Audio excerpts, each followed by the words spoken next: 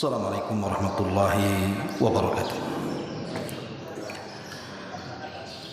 Innal hamdalillah nahmaduhu wa nasta'inuhu wa nastaghfiruh wa na'udzu billahi min shururi anfusina wa sayyiati a'malina.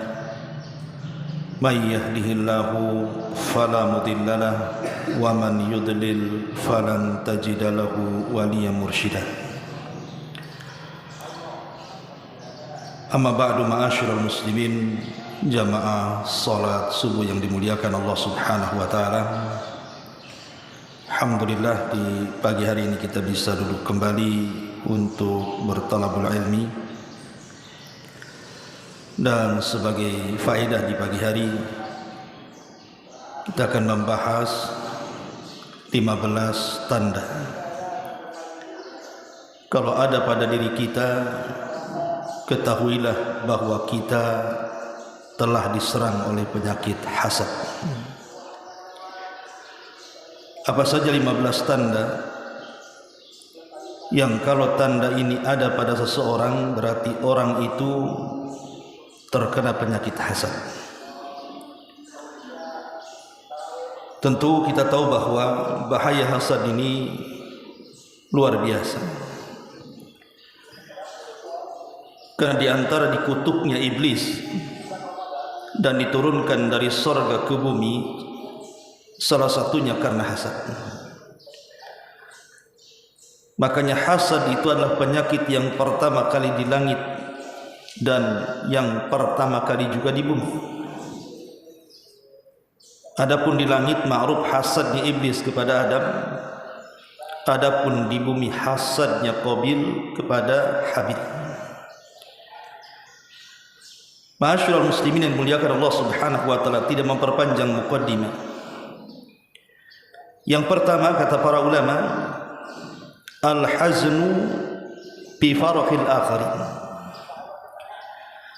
Pertama, ketika orang itu bersedih melihat kebahagiaan yang ada pada orang lain.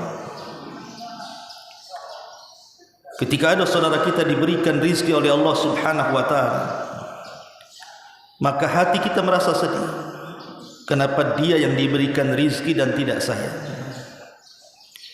Maka kalau ada perasaan seperti ini, ketahuilah berarti dia sudah ada tanda-tanda hasad, karena tidak redha dengan pemberian Allah Azza wa Jalla. Yang kedua, al-ghiratu wa intiqamu 'alal akharin. Mudah cemburu akan nikmat yang Allah berikan kepada orang lain, sehingga terkadang tertanam dendam dalam hatinya, hendak menghancurkan kenikmatan yang ada pada orang lain. Dan ini alamat hasad yang tampak, karena hasad itu adalah keinginan untuk supaya kenikmatan pada orang lain itu hancur dan berpindah kepada dirinya. Kemudian yang ketiga, at-tafkir bisu' lil akharin. Cara berpikirnya jelek, cara berpikirnya buruk, sehingga apapun kenikmatan yang ada pada orang lain itu bagi dia salah. Maka ini juga tanda-tanda hasad. Kemudian yang keempat, dha'fu thiqati billah. Lemahnya keyakinan kepada Allah Subhanahu wa taala. Kalau kita sudah tidak yakin dengan Allah Subhanahu wa taala bahwa Allah membagi-bagi rizki itu sesuai dengan kehendak dan keadilannya, maka ketahuilah bahwa dalam hatinya ada hasad. Kemudian yang kelima, al-qalaqu bi nafsihi. Orang yang hasad itu tidak akan tenang. Kenapa? Karena orang hasad itu menyimpan api dan bara api dalam hatinya. Dia tidak suka dengan orang lain, makanya hidupnya tidak akan tenang. Kemudian yang keenam, asy'ur ala dha'fi nafsi amamal akharin. Merasa rendah diri di hadapan orang lain. Maka ini juga salah satu tanda-tanda hasad yang disebutkan para ulama. Kemudian yang nomor 7, asy'uru bil farahi bi musabil akharin. Dia senang kalau seandainya saudaranya ditimpa musibah. Jadi kalau ditimpa musibah saudaranya, dia senang. Bukannya ikut bersedih dan juga merasa iba, tapi tidak. Dia senang kalau ada saudaranya terkena musibah. Kemudian yang nomor 8, khubsun nafsi, buruknya jiwa, sehingga muncul perasaan al-bukhlu wasyuh, bakhil dan kikir. Orang hasad itu identik dengan bakhil, karena dia takut kenikmatannya hilang sehingga orang lain akan mengambilnya. Ini yang nomor 8. Yang nomor 9, intisyarul fitan wattatabbu fi auratil akharin. Biasanya orang hasad itu suka menebar fitnah. Kalau ada orang yang tidak disukai dia, maka dia akan sebarkan fitnah kepada orang itu. Bahkan akan mencari-cari aib dan aurat orang itu supaya buruk di mata manusia. Itulah orang hasad. Kemudian yang nomor 10, la yu'minu bi qadarillahi wa qada'ihi. Orang hasad itu hakikatnya tidak beriman dengan takdir Allah dan tidak beriman dengan keputusan Allah Subhanahu wa taala. Sehingga orang hasad itu cenderung tasakhut. Hatinya tidak terima. Kenapa orang lain begini, kenapa saya tidak? Kenapa orang lain begitu, kenapa saya tidak? Maka ini ciri orang hasad. Kemudian yang nomor 11, la yubarak lil akharin fir rizqi. Kalau ada saudaranya mendapatkan rizki Allah Subhanahu wa taala, dia tidak mau mendoakan keberkahan. Harusnya kalau seandainya ada saudara kita yang mendapatkan rizki dari Allah Subhanahu wa taala, maka dia harusnya mengatakan alhamdulillah, Allah telah memberikan rizki kepada saudara kita, tapi ya Rabb, berikan rizki kepadaku yang jauh lebih baik dibandingkan dia. Harusnya seperti itu. Doakan keberkahan. Kemudian yang nomor 12, asy-syakwa wala yashkuru ala nikmatillahi azza wajalla. Orang hasad itu suka mengeluh biasanya, dan dia tidak pernah bersyukur akan nikmat Allah Subhanahu wa taala. Kemudian yang nomor 13, yamdahu nafsah ala nikmatillahi alaihi, suka memuji-muji dirinya. Kalau ada kenikmatan, dia puji kenikmatan itu. Maksudnya bukan memuji tahadus bin nikmah, tidak, tapi dalam rangka ujub. Kemudian yang nomor 14, ad-du'a alal akharina bisu, suka mendoakan keburukan kepada orang lain. Kalau ada orang lain pamannya usahanya lancar, dia pun berdoa, ya Allah hancurkan usahanya. Kalau ada orang lain diberikan ilmu, ya Allah bodohkan dia. Orang yang hasad itu doanya tidak ada yang baik, dia pasti berdoa buruk kepada orang lain. Ini yang nomor 14. Dan yang terakhir, talabur rizqil haram. Orang hasad itu biasanya dia tidak mempedulikan soal mencari rizki. Dia akan mencari rizki baik yang halal ataupun yang haram. Yang penting dia bisa mengungguli yang lainnya. Dan inilah 15 yang disebutkan para ulama tentang alamat hasad. Lalu bagaimana solusinya? Baik, kita akan bahas satu persatu. Saya hanya cerita secara global dulu.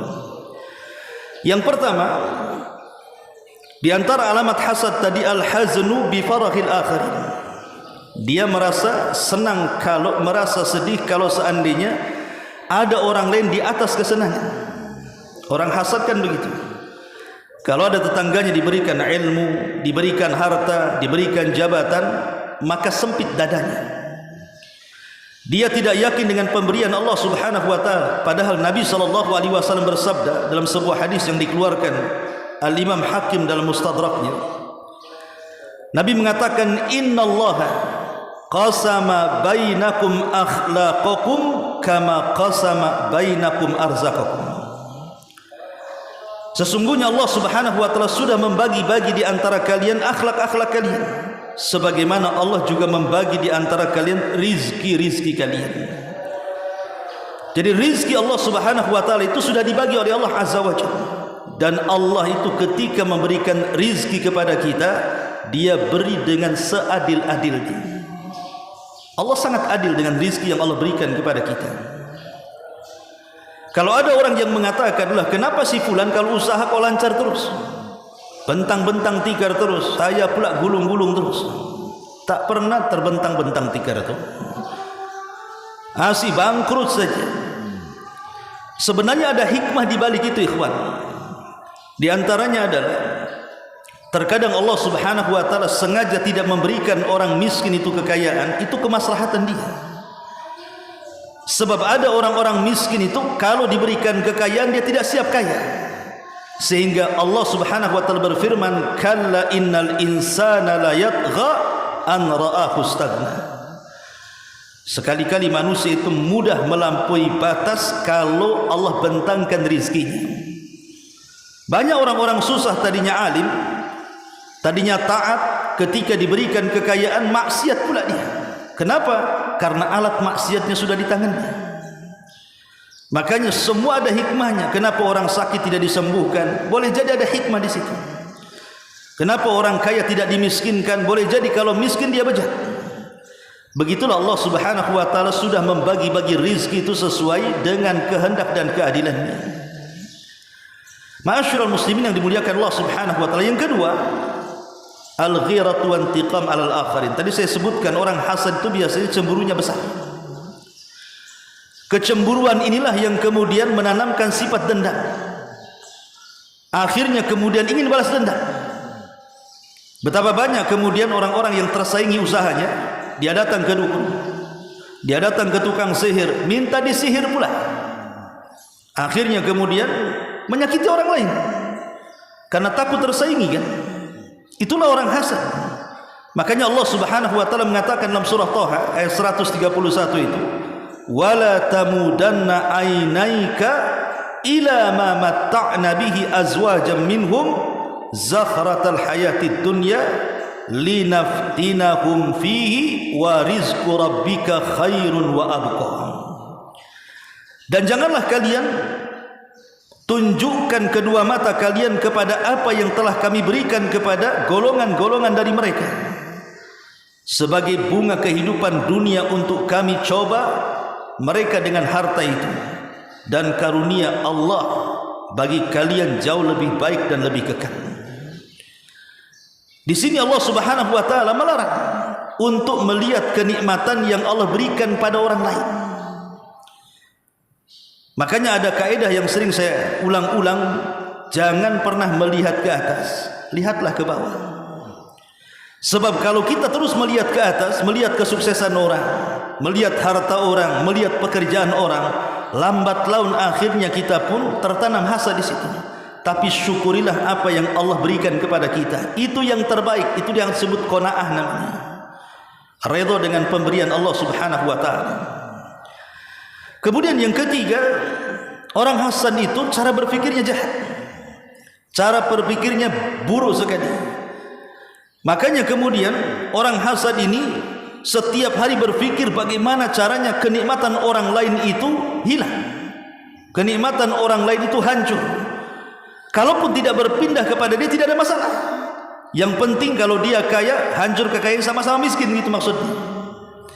Lah ini kan cara berpikir seperti ini bagian daripada waswas syaitan. Makanya kenapa kemudian kita disuruh untuk banyak membaca suratul falaq supaya kita tidak terkena waswas syaitan. Qul a'udzu birabbil falaq min syarri ma khalaq wa min syarri ghasiqin idza waqab wa min syarri naffatsati fil 'uqad wa min syarri hasidin idza hasad. Kita berlindung kepada Allah dari keburukan orang yang hasad ketika memainkan hasad. Kenapa di sini apabila orang hasad ketika memainkan hasad? Karena kita ini punya hasad semua. Saya, Anda, tidak ada manusia yang tidak ada hasad dalam hatinya. Semua manusia itu punya hasad. Tapi hasadnya orang baik tidak memadaratkan. Yang jadi madarat itu adalah hasadnya orang jahat. Siapa yang tidak kepengen dunia, ikhwan? Kita semua punya keinginan pengen dunia. Ketika saudara kita punya mobil, kita juga pengen punya mobil. Itu hasad. Ketika ada saudara kita punya rumah, kita juga pengen punya rumah. Itu hasad. Tapi hasad seperti ini tidak membahayakan. Tetapi kalau sudah dia mainkan hasadnya, dia pandang kekayaan orang, kemudian dia berpikir dengan pikiran buruk, macam mana dia kemudian punya kekayaan, dari mana? Mulai dia terpikir itu. Jangan-jangan punya tuyul pula dia. Mulai dia terpikir macam-macam kan. Itu waswas dari syaitan. Ya. Maka perbanyaklah ta'awud kepada Allah Subhanahu wa taala min syarri hasidin idza hasad. Kemudian yang nomor 4, dha'fu thiqati billah. Orang yang hasad itu lemah kepercayaan dan keyakinannya kepada Allah. Makanya ada istilah para ulama, thiq billahi wa ahsinidh dhanna bihi wa 'alliq bihi qalbaka wa tawakkal 'alaihi wa aktsir min dzikrihi. Apa kata para ulama? Tanamkan keyakinan yang kuat kepada Allah.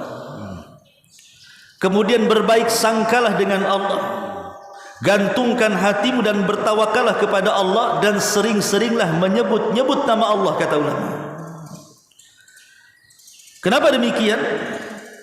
Karena orang yang yakin dengan Allah Subhanahu wa taala pasti dia akan memiliki kepercayaan diri. Walaupun dia kaya, saya miskin, kemuliaan bukan ada pada kekayaan. Walaupun dia punya pangkat dan jabatan, saya tidak, kehormatan bukan ada pada pangkat dan jabatan. Dia yakin inna akramakum indallahi atqakum, bahwa tidak ada manusia yang paling mulia kecuali hanya bertakwa, bukan karena harta ataupun jabatan.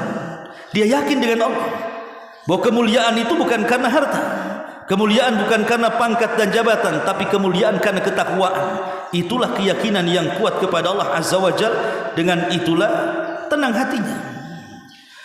Kemudian juga yang nomor 5 tadi, al-qalaqu binafsi. Orang hasad itu enggak tenang hidupnya, ikhwan. Tidak akan tenang karena dibayang-bayangi melihat kekayaan orang. Macam mana dia seperti itu? Kok bisa? Kenapa saya tidak? Jangan-jangan ini, jangan-jangan itu. Akhirnya kemudian setiap malam orang hasad dia tidak akan bisa tidur dia, karena memikirkan kejahatan dia kepada orang lain. Makanya hendaklah kita ini banyak-banyak berzikir kepada Allah Subhanahu wa taala supaya tenang hatinya. Allah katakan, ala bi dzikrillahi tatmainnul qulub. Ingatlah dengan zikir kepada Allah tenanglah hati kita. Kemudian yang nomor 6, asy'uru ala dha'fi nafsihi. Punya perasaan lemahnya diri kita di hadapan orang, sehingga tidak mau berjumpa dengan orang. Dan ini bahaya, ikhwatu fillah, muliakan Allah Subhanahu wa taala. Saya katakan tadi bahwa kelemahan orang itu bukan karena tidak punya harta. Kelemahan orang itu bukan karena tidak punya pangkat dan jabatan, bukan itu. Sebagaimana kekuatan itu bukan ada pada harta ataupun pada kekayaan, tidak. Lemah dan kuat itu bukan di situ. Tapi lemah dan kuat itu ada pada iman. Ada pada iman. Makanya iman itu disebut yazidu wa yanqus, bisa bertambah bisa berkurang. Bertambah dengan ketaatan dan berkurang dengan kemaksiatan kepada Allah Subhanahu wa taala. Kemudian yang nomor 7, asy'uru bi farahin bi musabil akharin. Merasa senang kalau orang lain dapat musibah. Umpamanya orang yang kita hasadi ini, dia punya harta, sekali mungkin mobilnya kecelakaan, syukur, disyukuri sama dia. Alhamdulillah, mudah-mudahan ringsek sekali itu mobilnya. Umpamanya rumahnya kebakaran, alhamdulillah, mudah-mudahan habis tuh rumahnya. Orang hasad seperti itu. Umpamanya orang yang dihasadi itu seorang alim, kemudian difitnah orang, mudah-mudahan habislah dia. Oh, rupanya dia betul seperti itu. Dan seperti itu. Karena orang hasad itu sering saya katakan, ikhwan, kenapa orang bisa hasad kepada kita? Hakikatnya karena dia tidak punya apa yang ada pada diri kita. Kenapa orang hasad itu? Ini kuncinya. Sebab kalau dia tidak hasad, berarti dia punya apa yang ada pada diri kita. Ketika dia tidak punya apa yang ada pada diri kita, disitulah dia hasad kepada kita. Makanya kemudian tumbuh sifat-sifat seperti ini, di mana dia merasa senang kalau seandainya ada orang lain itu terkena musibah, orang yang dihasadinya terkena musibah, oh senang dia, alhamdulillah katanya. Padahal di antara amalan yang paling bermanfaat yang ditanyakan sahabat kepada Rasul, ayyun nas ahabbu ilallah. Rasul, manusia seperti apa yang paling dicintai Allah Subhanahu wa taala? Kemudian juga Nabi SAW ditanya lagi, wa ayyul a'mali ahabu ilallah. dan amalan apa yang paling dicintai Allah Subhanahu wa taala? Maka Nabi sallallahu alaihi wasallam mengatakan, adapun manusia yang paling dicintai adalah anfa'uhum linnas, orang yang banyak memberikan manfaat kepada manusia. Adapun amalan dicintai Allah, kata Rasul, sururun tudkhiluhu ala muslim, kebahagiaan yang kita tanamkan kepada saudara kita yang muslim. Jadi harusnya kalau seandainya saudara kita terkena musibah, bukan senang kita, tapi kita datangi, kemudian kita hibur dia, kita takziah kepada dia, berikan kesabaran, katakan inna lillahi wa inna ilaihi raji'un, Allahumma hjurni fi musibati. Katakan seperti itu. Semua datang dari Allah, kembali kepada Allah, berdoalah, ya Allah berikan pahala akan musibah yang menimpaku. Harusnya itu yang kita ucapkan kepada orang-orang yang terkena musibah. Kemudian juga yang nomor 8, khubsun nafsi. Orang hasad itu buruk jiwanya. Akhirnya kemudian dari buruk jiwa inilah tertanam sifat hasad yang melahirkan kebakhilan tadi. Makanya Nabi SAW selalu berlindung jangan sampai kita terkena penyakit bakhil. Satu hari Nabi SAW ala dha'fir riwayah tentunya, sebenarnya melemahkan hadis ini, di waktu di luar solat Nabi SAW keluar. Entah kenapa kakinya dilangkahkan ke masjid. Rupanya di masjid itu ada seorang sahabat namanya Abu Umamah. Nabi SAW bertanya kepada Abu Umamah, kenapa anda duduk di masjid di luar waktu solat, wahai Abu Umamah? Maka Abu Umamah mengatakan di hadapan Nabi SAW, ya Rasulullah, humumun lazimatni wa duyun. Stres wahai Rasul, banyak utang. Rupanya bukan kita aja yang banyak utang, sahabat pula ada juga yang banyak utangnya. Akhirnya kemudian kata Nabi SAW, maukah ku ajarkan kepadamu beberapa kalimat yang kalau engkau baca di pagi dan sore hari, adhaba ankal hazan wa qada anka dainak, Allah akan hilangkan kesedihanmu, stresmu, dan Allah akan lunasi hutang-hutang. Maka tentu Abu Umamah dengan cekatan mengatakan, tentu ya Rasul, ajarkanlah doa itu kepadaku. Maka Nabi SAW mengajarkan doa kepada Abu Umamah, doa yang luar biasa. Allahumma inni a'udzubika minal hammi wal hazan wal ajzi wal kasal wal bukhli wal jubni wa dhala'id daini wa ghalabatir rijal. Kata Nabi SAW, bacalah di pagi dan sore hari. Maka Abu Umamah bercerita, aku langgengkan doa ini setiap pagi dan juga setiap sore. Apa yang terjadi?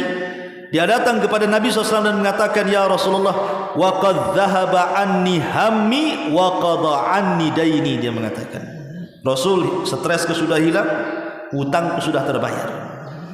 Lihat kandungan doanya.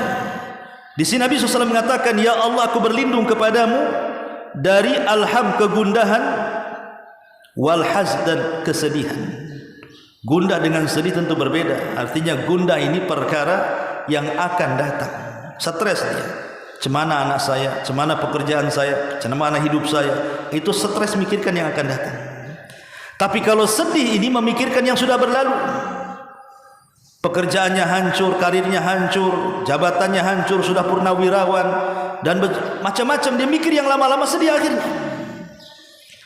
Kemudian yang kedua, wal ajzi wal kasal, lemah dan juga malas. Apa bedanya lemah dan malas? Kalau lemah itu, kita sakit, contoh umpamanya kita sakit, pengen ke masjid, tak bisa, itu namanya lemah, karena sakit, ya kan? Tapi dia bisa ke masjid, tapi tak ke masjid, itu namanya malas. Ya. Lah kita berlindung dari dua-duanya, dari lemah dan juga malas. Ya. Kemudian wal bukhli wal jubni, orang bakhil dan penakut. Orang bakhil dan penakut. Terkadang orang bakhil itu, kenapa dia bakhil? Karena dia takut rizkinya berkurang, sehingga dia tidak mau sedekah. Padahal bakhil itu tidak mendatangkan rizki, dan sedekah itu tidak mengurangi rizki. Rizki kan sudah dicatat, ikhwan. Anda bakhil supaya kaya, tidak akan bertambah rizki. Rizki itu segitu-segitu saja. Mau bakhil pun segitu saja. Sebagaimana ada sedekah pun tidak mungkin berkurang. Bahkan Rasul mengatakan mana qasa min mali sadaqah bal yazdad bal yazdad bal yazdad. Tidak mungkin berkurang harta yang disedekahkan, bahkan bertambah. 3 kali Rasul mengatakan bal yazdad. Dan kita harus yakin wal jubni, dan penakut. Orang penakut ini susah dia mau sukses. Dia sudah punya modal nih, sudah punya skill, tapi mikir nih, usaha enggak jadi usaha, penakut dia, enggak akan sukses hidupnya. Ya, itulah disebut penakut. Kita berlindung dari perkara seperti ini. Wa dhala'id daini wa ghalabatir rijal, dan terkalahkan oleh hutang, ataupun karena budi baik orang sehingga kita tidak berbuat al-amru bil ma'ruf wan nahyu 'anil munkar. Karena ada orang yang mungkin terlalu baik dengan kita. Ketika orang yang terlalu baik dengan kita ini melakukan kesalahan, kita tak berani menegur. Kenapa? Budi baiknya sudah sampai kepada kita. Itu namanya ghalabatir rijal. Kalau dhala'id dain ini ya karena banyak hutang gitu. Maka kita berlindung salah satunya minal bukhli wal jubni. Ini solusinya. Kemudian yang nomor 9, tunsyirul fitan bainal akharin wa tatabbu aurat lil akharin. Biasanya orang hasad itu suka menyebar fitnah dia, dan suka mencari-cari aurat orang, terutama orang yang dihasadi. Macam mana dia caranya hancur, sehancur-hancurnya disebar fitnah supaya dihancurkan, ataupun dicari-cari aib, jadi korek-korek aibnya supaya orang tahu, akhirnya kemudian hancur orang dihasadinya. Dan ini bahaya. Allah Subhanahu wa taala mengatakan, innal ladzina yuhibbuna an tashi'al fahishatu fil ladzina amanu lahum adzabun alim fid dunya wal akhirah wallahu ya'lam wa antum la ta'lamun. Sesungguhnya orang-orang yang ingin agar perbuatan yang sangat keji itu tersebar di kalangan orang-orang yang beriman, maka mereka akan mendapatkan azab yang pedih di dunia dan di akhirat, dan Allah mengetahui sementara kalian tidak mengetahuinya. Lihat bagaimana orang-orang yang menyebar fitnah Allah ancam dengan azab.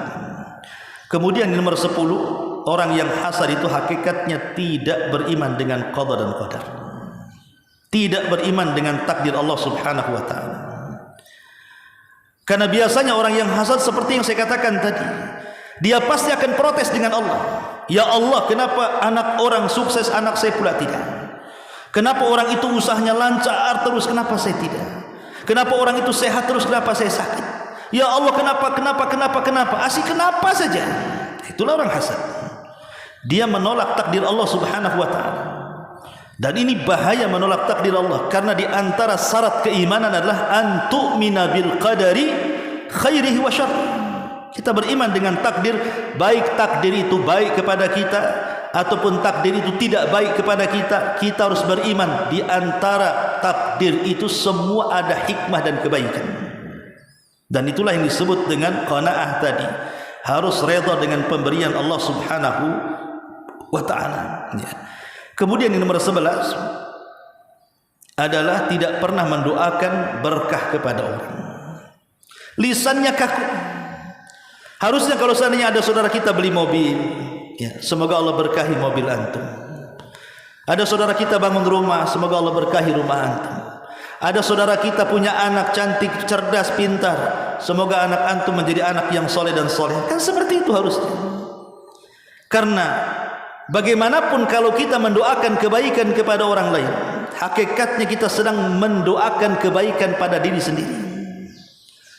Ingat hadis Nabi SAW mengatakan, barang siapa yang mendoakan saudaranya tanpa sepengetahuannya, malaikat akan datang kepada kita dan dikatakan walaka misl, dan seperti itulah engkau yang akan didapat. Artinya kalau kita katakan, ya Allah, semoga saudara kita ini dilancarkan rezekinya, malaikat akan datang kepada kita tuh, kamu juga dilancarkan. Gitu maksudnya. Makanya dalam ilmu parenting itu, kalau seandainya kita sudah mendidik anak kita sebaik mungkin, tetapi Allah takdirkan pula anak kita ini nakal senakal-nakalnya, belum pula berubah, lelah kita mendidik anak kita itu, cobalah kita doakan anak orang. Itu maksudnya. Doakan anak orang yang sama-sama nakalnya. Ya Allah, anak tetangga saya nakal, anak saya juga nakal gitu. Tapi perbaikilah anak orang itu, dan juga perbaiki anak saya. Nanti malaikat akan datang, ketika kita katakan ya Allah, mudah-mudahan anak tetangga itu menjadi anak soleh dan soleh, malaikat akan datang, anakmu juga akan menjadi anak yang soleh dan soleh. Seperti itu ya. Ma'asyiral muslimin yang dimuliakan Allah Subhanahu wa taala. Makanya doa keberkahan kepada harta itu penting. Jadi kalau Allah takdirkan kita diberikan usaha yang lancar, maka kita katakan Masya Allah la quwata illa billah. Katakan seperti itu. Ingat kita ashabul jannatain dalam surah Al-Kahfi. Ketika ada dua orang yang bersyarikat, yang namanya orang bersyarikat itu Allah mengatakan apa? Wa inna minal khulata wa inna katsiran minal khulata la yabghi ba'duhum ala ba'din. Itu saja ayatnya. Wa inna katsiran minal khulata, kebanyakan orang yang bersyarikat kalau bisnis itu pasti ada yang berbuat zalim salah satunya. Makanya banyak orang yang usaha itu tidak mau dia berserikat. Karena kebanyakan orang berserikat itu kalau 2-3 orang sampai 10 orang berserikat dalam sebuah usaha, pasti ada yang zalim di dalamnya itu. Itu nas Quran. Akhirnya 2 orang yang berserikat di zaman itu, di zaman Bani Israel, karena bermasalah dibagi sahamnya 50%. Subhanallah, yang satu bakhil, yang satu pula dermawan. Setelah sahamnya dibagi, yang dermawan ini semua disedekahkan hartanya. Yang bakhil pula diberikan 2 kebun. Makanya disebutkan kisah 2 kebun. Kemudian dibelikan budak-budak supaya mengelola kebunnya. Dibelikan rumah, dia pun menikah dan begitu seterusnya. Allah takdirkan rezekinya lancar. Ini yang satu ini, yang ahli sedekah tadi karena habis uang yang disedekahkan, dia ingin mencari pekerjaan daripada kepada orang lain, tentu kepada kawan syarikatnya. Boleh jadi mungkin ada niat baik menerima sebagai pekerja karena niatnya hanya mencari makan saja. Tapi setelah ketemu, sombong pula nih kawannya dan mengejek, mana modalmu? Kenapa tidak seperti saya katanya? Kenapa kau tidak seperti saya? Lihat tuh kebun saya, lihat pekerja saya, lihat harta saya. Sombong pula dia. Kemudian mencaci saudaranya. Akhirnya Allah Subhanahu wa taala turunkan azab. Setelah dia ingin memamerkan kekayaannya, dia tidak mengatakan Masya Allah la quwata illa billah. Dia tidak mengucapkan kalimat itu. Itu kan kalimat keberkahan. Ketika sampai di kebunnya, datang halilintar kemudian membakar seluruh kebunnya sampai ke para-para, habis ludes. Makanya Allah Subhanahu wa taala gambarkan dalam Al-Qur'an kan kisah ini, Anda bisa lihat dalam surah Al-Kahfi. Ma'asyiral muslimin yang dimuliakan Allah Subhanahu wa taala, kembali yang nomor 12, bahwa orang yang punya hasad itu biasanya suka syakwa, banyak mengeluh dan tidak bersyukur akan nikmat Allah Subhanahu wa taala. Ya tadi mengatakan kenapa si anu begini, kenapa saya, mengeluh dia salahkan Allah Subhanahu wa taala, seolah-olah musibah yang Allah berikan kepada kita itu bukan sebuah nikmat tapi sebuah azab. Apapun musibah yang Allah berikan, baik musibah ringan berat, dia katakan Allah sedang mengadab saya. Ini kan bahaya. Pada terkadang musibah itu Allah Subhanahu wa taala berikan kepada kita karena kecintaan Allah kepada kita kan. Innallaha idza ahabba qauman ibtalahum. Allah itu kalau suka dengan seorang hamba, pasti Allah uji hamba itu. Kalau dia redha, Allah senang. Tapi kalau dia murka, Allah lebih murka lagi. Ma'asyiral muslimin yang dimuliakan Allah Subhanahu wa taala. Kemudian yang nomor 13, ciri orang hasad itu selalu memuji dirinya, memuji kekayaannya, bahwa dia lebih pintar, dia lebih kaya, dia lebih hebat, dia lebih cerdas. Atau dengan kata lain ananiyah namanya, akuisme. Nah ini bahaya orang yang hasad seperti ini. Kemudian yang nomor 14, selalu mendoakan doa buruk. Ini orang hasad, ciri orang hasad itu selalu mendoakan doa buruk kepada saudaranya. Kalau kita selalu mengatakan doa yang tidak baik, sudah hancur saja dia itu. Ngapain juga dia? Sudah binasakan saja dia ya Allah. Celakakan dia ya Allah. Bangkrutkan usahanya ya Allah. Semoga tidak dapat jabatan itu untuk dia ya Allah. Begitu terus dia mendoakan doa keburukan. Itu alamat hasad yang paling parah tuh.